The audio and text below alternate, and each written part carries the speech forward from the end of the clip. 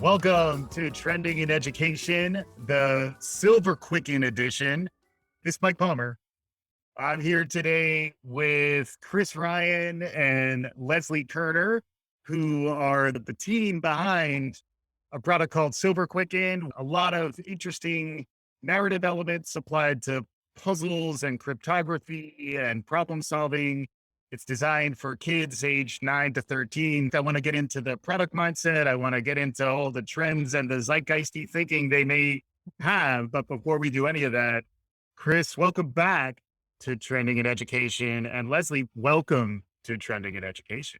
Thank you. Thank you, Mike. It's great to be back. It's like welcome for the first time. Yes. Second time. Yes. It's great to be back on the show. We'll include a link to our previous conversation, which I was recalling was about the connection between imposter syndrome and growth mindset, which was it's a good one. It's an oldie but a goodie. There's a conversation that we can refer back to in which Chris gave his origin story. But Leslie, first time someone's on the show, we always love to get your origin story, what got you to this point in your professional life, but get us up on how you got to where you are. Great. Thanks. I'm so delighted to be here. So I started my career in consulting, but always had a passion for education. So my mom and most of my cousins were teachers. And even during business school, I was drawn to the sort of nascent at the time called e-learning field. That dates me a little, I understand. But I did some of that work with some early ed tech startups when I was in grad school. And then in the early 2000s, joined a startup called Wireless Generation. It was called Amplify later in its life. When I joined, I led account management and implementation. And it was at a time when we went from having about 50,000 students to about 2 million students. And in that time, I spent lots of time in classrooms, in schools and districts across the country. And the thing that we kept hearing was people were excited about the products that we had were early literacy assessment tools. And they said, this is great. It's giving me lots of information about my kids, but what do I do now? How do I incorporate this into my instruction? And so what I moved over and entrepreneurially started a professional services organization within the company that focused on exactly this question, helping teachers really use data and information that they had at their disposal to figure out how to target instruction for their students. And spent a lot of time. I was there for about over a dozen years, and most of it was spent leading that group to try to help teachers and leaders really make data-based decisions about instruction, blending the science and the art of teaching. Since I left, I've been doing consulting for ed tech startups in product development, in professional development, et cetera. But I always was searching because I had little kids at the time. Now my boys are 13 and 11. I've been doing the consulting work for about 5 years.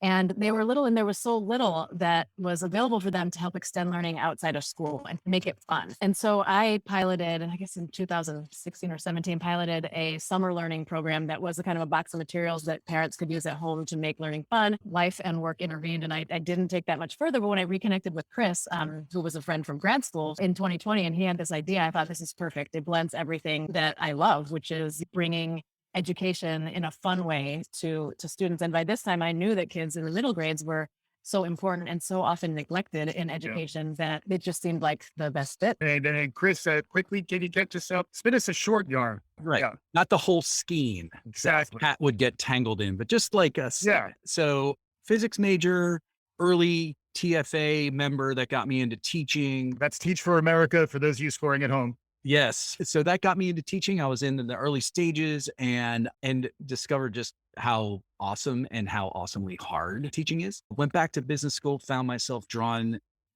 into education and teaching even when I wasn't supposed to be. And that's how Leslie and I met. Was we both served on the curriculum committee for our respective classes. Was this at Fuqua? At Fuqua, that's right. Fuqua, I pronounced it correctly. I was going to say, what the Fuqua? And back to the origin, I then went and did consulting myself and then into the standardized test prep world. And I spent a lot of time there, 17 years. And discovered how powerful that world can be in transforming the limits. Actually, I just did see Coach K talk about what education is. It's like extending the limits. And that's what we did. That's what you and I did, Mike. Right. We would help students who didn't believe they could master the math of whatever the test was or the whatever it was testing. We helped them realize they could, right? We were on the side of the student. We were pure coach. And it made me realize, wow, it's really even harder than I remember for teachers because teachers have to be both coach and judge. Yeah. You got to give the grade, right? You got to assess. And so with the pandemic and all the kind of reflections that people had at the beginning of that, and it's still going on, I started to think about what could pull together all the strands for me. I've always had an interest in media and entertainment as well as in education. Love fantasy literature and sci-fi and so forth, and thought about what are ways we can pull this together and really create an invigorating product for kids that's inspiring curiosity and wonder and all these other good things that Yeah. too often missing.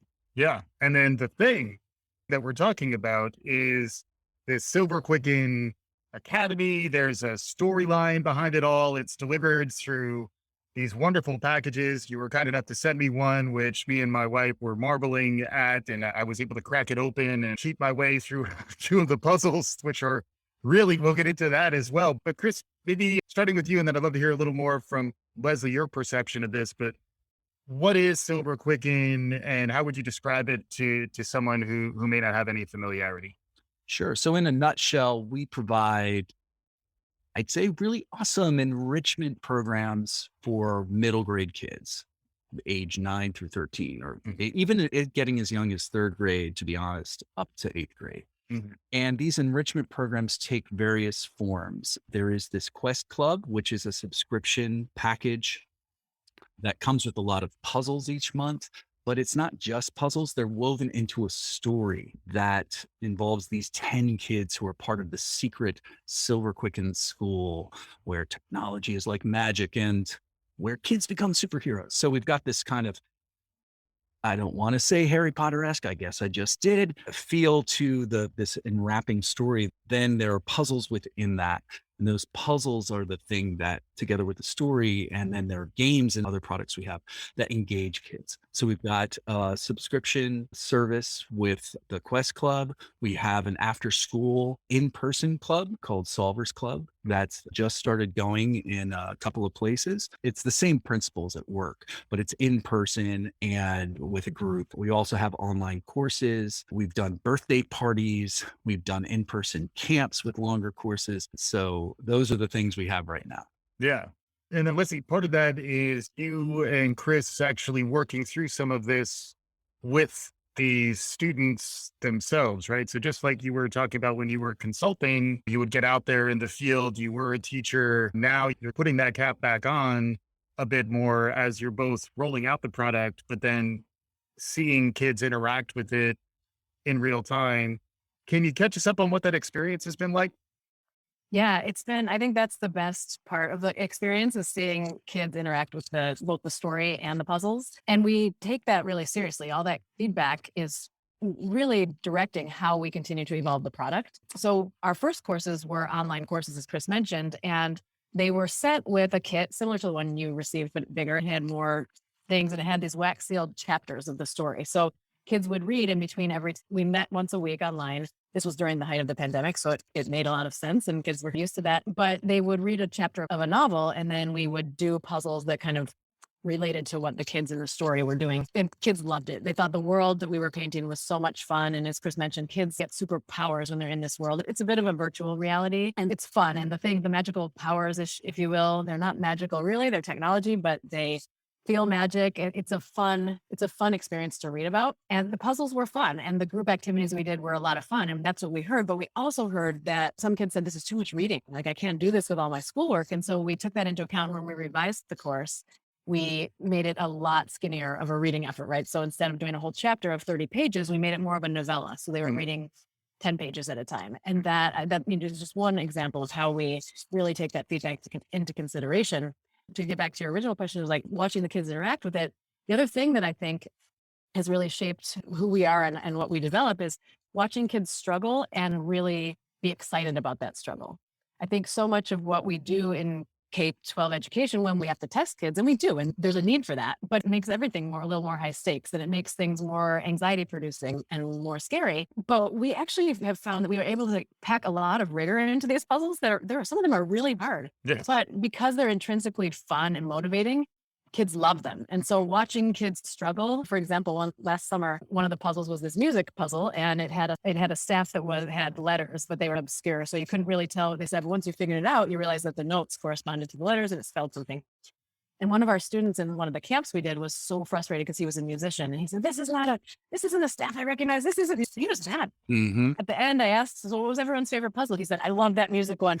When he finally got it, it was like a breakthrough, and he felt so proud that he was able to crack it, even though it was really scary at first. So watching kids kind of get over that hump of fear, the conditioning they have of being judged, and to just realize that struggling is okay. Productive struggle is a good thing. Yeah. Fun thing has been really helpful and has, inspired us to continue to make these things both rigorous and fun.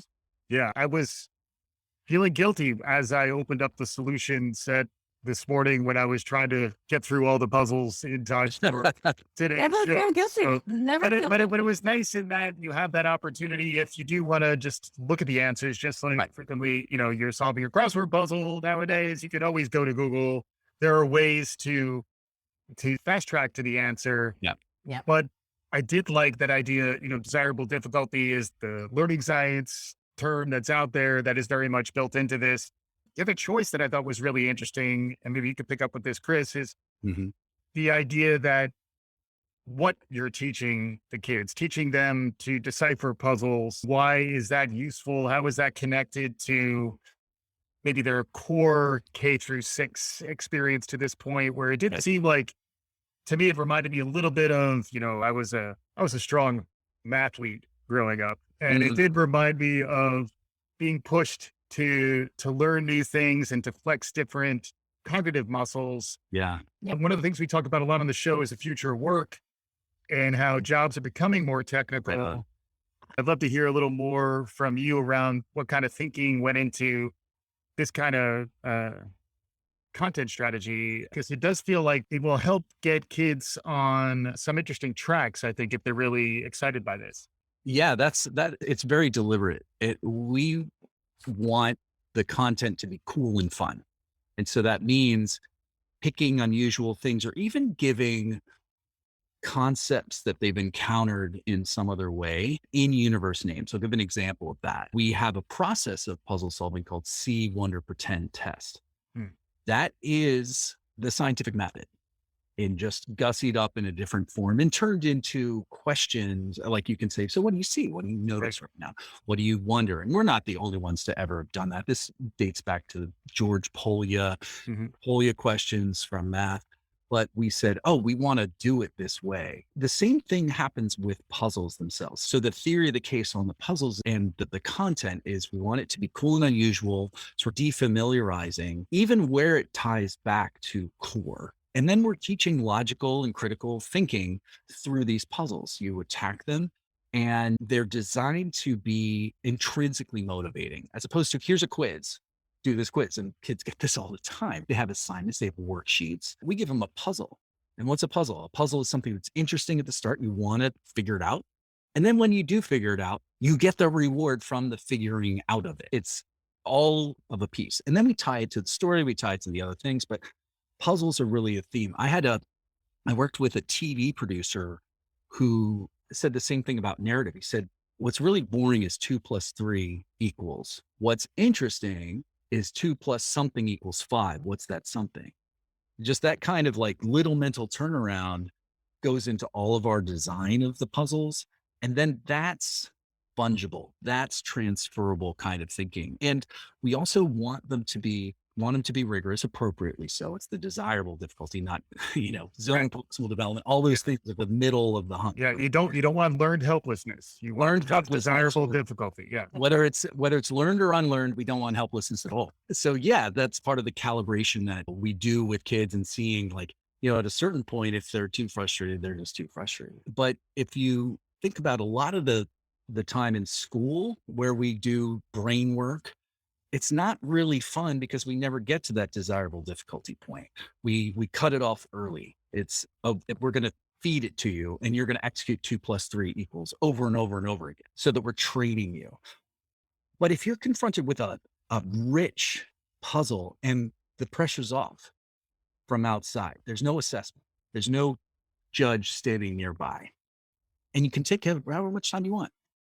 Then you can chew on it. You can allow your lateral thinking. It's when we create all these extrinsic motivations and pressures that, what the researchers tell us is, hey, the blinders go on. There are all kinds of shutdowns. So if we want kids to be ready to solve the big, difficult problems of the world in the future, we got to give them opportunities to do really good, meaty brain work that isn't immediately assessed and chopped up and made, in a sense, too easy. Leslie said, we have some really rigorous puzzles. Kids are decoding the Georgian script, the Amharic script used in Ethiopia in our classes. These kinds of things, the cryptography it's a vehicle that's cool and unusual on the outside.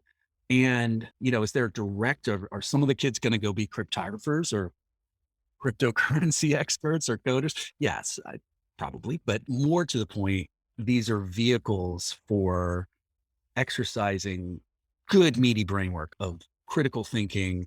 And they struggle. They do all the growth mindset along the way. And we talk about growth mindset as cocoon and butterfly, which is actually inaccurate because, as you know, Mike, butterflies come out of chrysalises or chrysalides, if you really want to go with the Greek plural. Yeah. It's moths that come out of cocoon. And kids in the story, the fictional kids, make a point of this. Right. It shouldn't be cocoon and butterfly, but that's memorable. And hey, that's a reminder. You got to break out of the cocoon. If you cut the butterfly or the moth really out of the cocoon too early, then their wings don't grow. Right.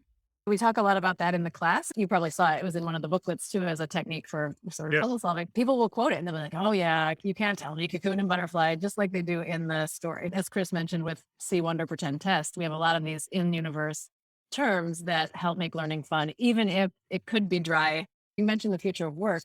Our kids are growing up and will graduate into a world that is going to require them to be able to tackle novel problems. Look at what we've just all been through the last 2 years and how much science was able to take us to a vaccine so soon, or what's happening with climate change is really going to be something for them to solve. And they need to be able to not only problem solve and think critically, but consider different perspectives and think outside of the norm. And so puzzles really help them do that, because sometimes you look at a puzzle and you've never encountered anything like it before. And you have to just think, what do I know? What do I wonder? What do I see?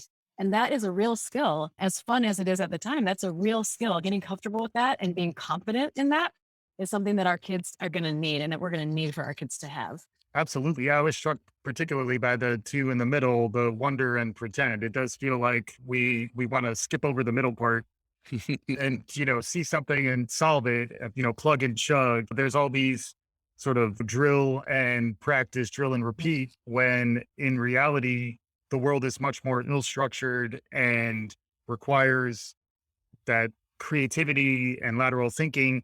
I'd love to dig in a little more, both on the physicality of the experience and the idea that it is very much not designed for screens. The fact that this is something that is physical, you ship these really cool pencils so that there is an offline experience to the experience of solving these things. Maybe beginning with you, Leslie, and then picking up with Chris. Any thoughts around the design of the packaging and maybe the use cases, the context in which folks might be leaning into these learning experiences? Absolutely. It definitely has been intentional to be off screen, though we know that eventually we will have a sort of video game version of this and hopefully a movie and a film about the characters. And we have big hopes for this Silverquicken world. But we did design it offline on purpose. And as parents ourselves, we see how much time our kids are spending online. And that's been amplified over the past 2 years, obviously. And so we wanted to give kids a way to get offline and do something that is physical. We also know that when kids are interacting with, there's a lot of research around interaction with print and reading and how, reading from print actually helps with reading, but also solving puzzles with a pencil enables you to erase and try again. It's not a pen. You'll notice it is a pencil with an eraser, not a pen, because we know that those mistakes are just as important to the learning as getting the answer right. And so we think that those things are critical to the product design. And I think that it helps when kids have to imagine and they have to read the stories that come with the quests, it really flexes the part of the brain that might not otherwise be there if they're seeing everything given to them. So we've given them pictures of the characters as a little starter. Here are these characters and who they are. But then when they have to read about the adventure, they're conjuring that in their mind and they're having to imagine what's happening. And then with the puzzles filling it in, they're getting a little bit more of a flavor, but it's really becoming their own adventure. Mm-hmm. Chris, the narrative is the other element. It's the fact that there's something physical, tangible there, but then the amount of work that went into the story of the course. Can you share a little bit of that? Spin us a longer yarn a bit about what Silverquicken is. One thing that struck me was the depth of the backstory. Even as I was ultimately solving 4 puzzles, Hmm. they were put into a much deeper narrative context, sense of setting, sense of character, sense of like imaginative place. A lot of that I think came from your design thinking. Can you catch us up a little on that? Yeah, yeah. As Leslie described the evolution of our sort of product line, we started with really intense amount of reading, which came from a lot of writing. And that imaginative world we've been pulling back from and putting the right amount of doses into different products. So for instance, with the after school clubs that we have now, we aren't reading something. We aren't even reading the novella. What we're doing is we're showing them the characters, we're giving them little bits and pieces of the world. But even the kind of episodes that you're getting in the Quest Club, we're not doing so much in the after school. We're doing the Water Falcon game, which is like the one of the Quidditches of, and they have shields. They have physical shields. It's one of the Quidditches, so to speak, of the Silverquicken school. And so back to where this the sort of all genesis from. I'm a huge fan of Harry Potter and of Lord of the Rings, and in particular, I love the Earthsea series from Ursula K. Le Guin, which is also about a school for wizards.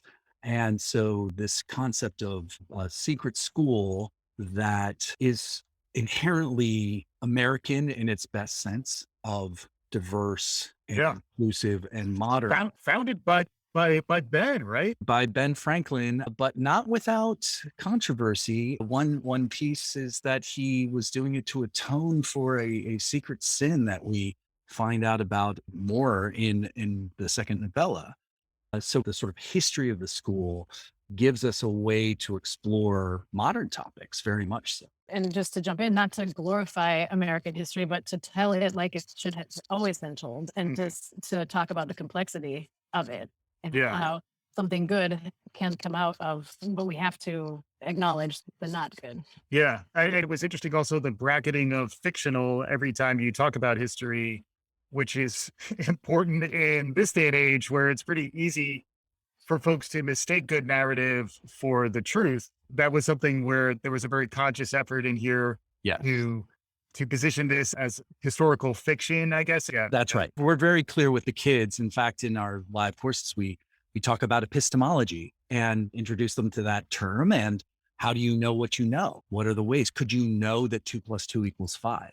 Would that be knowledge? And kids, the sort of mind blown or the, ooh, that's really interesting. How do you know that the earth is round? Those sorts of things, which becomes a media literacy kind of training that we certainly need. I mean, we were launching this in the summer and fall of 2020, which was, and it continues to be a time of disinformation around the world as we discover. So this kind of distinction and making sure, what's fact, what's fiction. We're being clear about that. The importance of the narrative, just to wrap up on that, is that we wanted a really rollicking, fun adventure story that can bring in all the kids who would see this. It's actually been part of our revision and pivoting process of starting with 10 perspectives.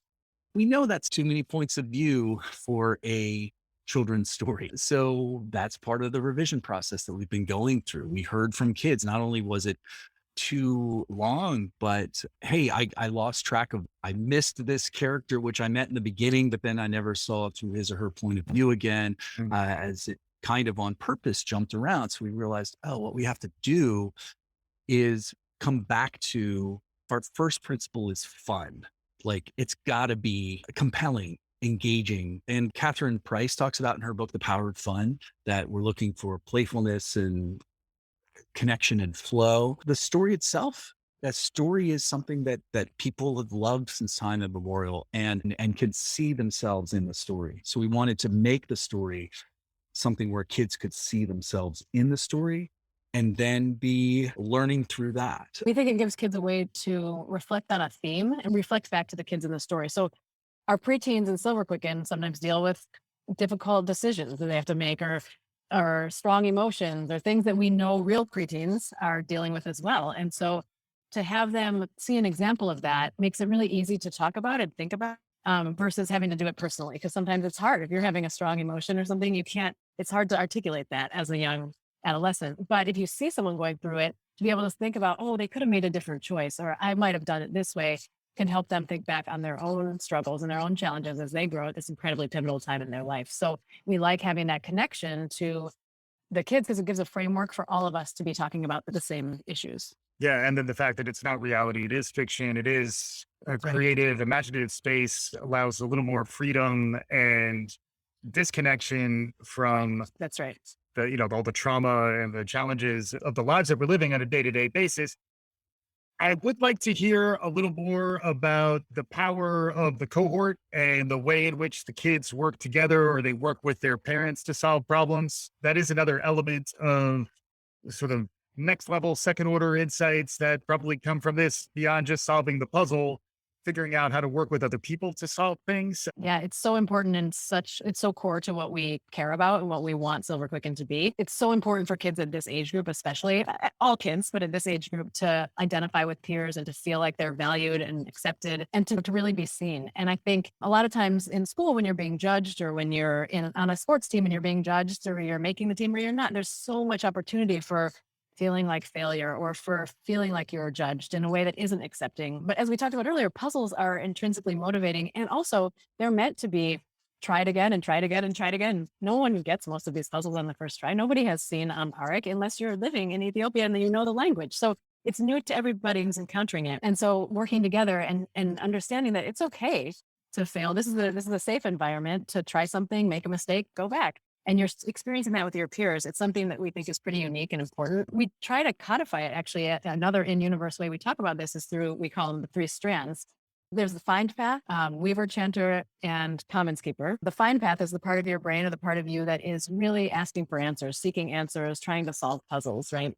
The weaver chanter is the creative part of your brain, thinking up new things, brainstorming, the part of you that really is coming up with new ideas, asking what are the questions. And the commons keeper is the part of you, the part of your brain that is about building team and working together and coming to a viewpoint and things like that and bringing people together. And it really says we are the answer. And so we talk about that. That's part of the story that Chris has written, but we talk about it in our classes and we talk about it when we do, whether it's an event, a live session, or the after school club that Chris mentioned. And kids start to use the terms too. And the thing that's so important about them is we all have them in differing amounts and at different times in our lives. We have different amounts of those. And just in fact, in a class I was teaching recently, one of the little boys said, oh, this is so important in puzzles because different people bring different skills. It's like that. We need all different kinds of brains. And I was like, yes, that's exactly what we need. So, in some of these things, they are team-based, like the club. But for the quest, the product that you've experienced, that can be done individually, but it can also be done with parents, as you said, with siblings. We even have kids who are doing it with friends who are across state lines or even overseas. So they'll get on a meet and they'll do it together. And so that is such an important part of building community. Yeah, it's almost like the difficulty level is such that it's designed for collaborative solving. It's got to be easier if you're not struggling with it by yourself, which also runs counter to a lot of the individualistic aspects of our educational system, where you take this summative test and you as an individual are being measured individually, when in reality, there's certainly elements of that to our professional lives, but a lot of it, increasingly it's the durable skills, it's the collaborative skills, it's the ability to solve together and Right. make I imagine that day, Leslie, when the boy had that insight, I would say y'all can go home now, because my work here is done. It was so much fun. Yeah, it was so great to hear that. Yeah. Chris, thoughts from you?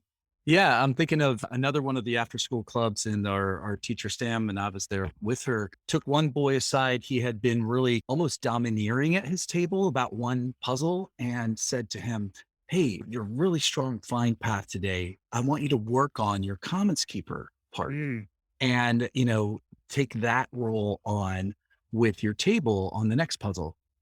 And he did. And that language, we're not like saying, oh, that's the be all end all, but it's yeah. an example of by having a different kind of this imaginative place that's displaced from the everyday. It feels magical when you come into a Silverquicken experience that allows you to work on some of the same things. And being a good commons keeper and tapping into that role of pulling people together is core, whether you've got an individual product like the Quest Club that is really like, hey, work on this with a friend. I'm meeting up with a parent soon who has talked about doing this, and it's a great opportunity to work on this with his son. Yeah. And he's been solving the puzzles with his son. And then he said to me, I helped him see his geometry homework in the same light. And he did the geometry homework with a smile on his face. And yes, now he can go home.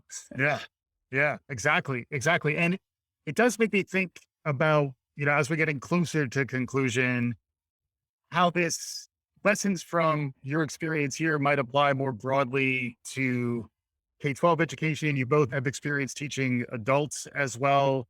Any insights or perspectives from your experience with Silverquicken that might apply more broadly around trends in education, the future of learning? I'll say that we're trying to carve out a space for non-assessed, really fun brain work. And there just needs to be space for that in education, enrichment kinds of activities like learning the Georgian, not the Georgia with Georgia on my mind, Georgia peaches, but the Georgia over by the Black Sea. That kind of thing, that shouldn't be extra for kids this age. It should be core. And so we want this kind of fun brain work space to happen. And we want the offline, like you can't swipe a piece of paper. And we've all done to ourselves with smartphones and tablets and so forth. We've created a really swipe culture and the dopamine hits of what's the next thing and swipe away. And it really hurts that Weaver chantering sort of divergent thinking, but still the diffuse mode of problem solving. If you never are giving yourself space to think about something, and paper and pencil, these kinds of puzzles give you that space, then your education is impoverished. So we want to link up with others who are looking to carve out a space. We're not saying don't have assessments. We're not saying replace all of K-12 education with Silverquicken-like things. But one tagline that we have for the story is it's 10 kids chosen for a secret school who are training to save the world in their spare time. So yes, this has to have its place, but we think that it's really important that there be a place for this. And this is not just extra. To build on that, we see Silverquicken as not necessarily being a core, as you said, not overtaking ELA, math, science, and social studies, but being able to fit into all of them.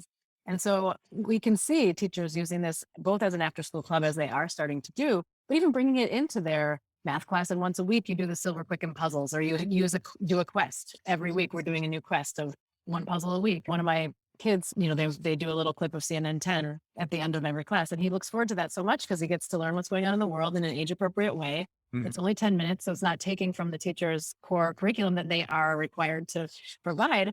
But maybe you do a puzzle every day. Maybe there's a way to build some of this diffuse thinking into your classroom. And we would love to be able to, we're constantly thinking about how we could create products that teachers could use in that way and that schools could adopt in all their classes to supplement what they're doing and to bring that element of fun and joy into learning.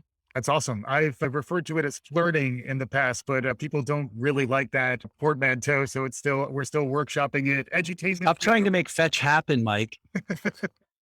Edutainment is the other one that also people don't like that, because once you had fun, it's like people start to look askance at you. I don't know why people are like that. We're very close to time. If folks want to learn more about Silverquicken, where should they go? Silverquicken.com. As we wrap up, I always love to hear what else is capturing folks' imagination, also where you're finding inspiration. I listen to podcasts in part for motivation, as well as for new ideas.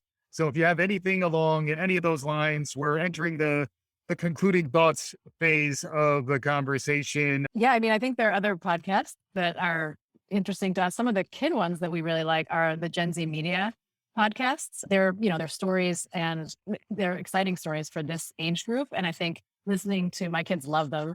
We listen to them on road trips and have been for the past few years. Those are really exciting because they're just fun and they really capture the imagination. I think also it's not a thing to listen to, but the adolescent activism that I see my 8th grader starting to participate in, and the high schoolers in my community and in the broader community, I think is really is really inspirational to us because we want kids to become critical thinkers that can participate in that. And so I think the rise in that, it has been very motivating and inspiring to me. Oh, Awesome. and both of us. Yeah. And I'll add in one particular podcast that my wife got me onto and has been very reassuring through all this is We Can Do Hard Things, the Glennon Doyle. In fact, some of the specific, like there are growth mindset sorts of things that happen in there that you say, oh yeah, this is parenting. This is teaching. This is educating. This is building a company. Yeah, the company is Silverquicken. Hopefully folks are intrigued. Silverquicken.com is where you can find out more, particularly if you're in that, age range or you're approaching that age range. I'm already thinking about my 3-year-old. When will he be ready to learn through wonder and joy and fun through puzzles? Thank you so much, Chris Ryan and Leslie Kerner from Silverquicken. Thanks so much for joining us on today's show. Thank you, Mike. Awesome, man. Hopefully our listeners enjoyed. If you enjoyed, write us a review, share the good word. This is Trending in Education. We'll be back again soon.